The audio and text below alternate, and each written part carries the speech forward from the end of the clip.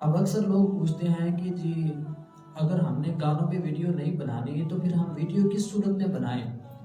تو ان کو جواب میں یہ دیتا چلوں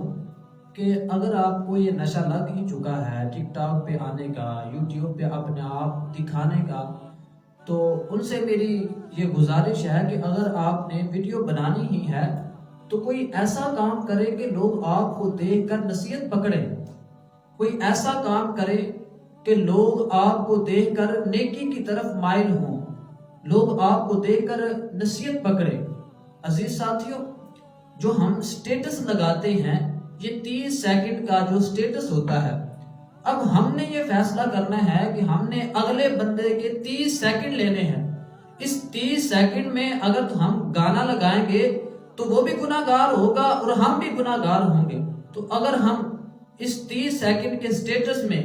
کوئی اچھی چیز لگائیں گے، کوئی نعت، کوئی تقریر، کوئی رب کا کلام لگائیں گے، اسے بھی ثواب ملے گا اور ہمیں بھی ثواب ملے گا۔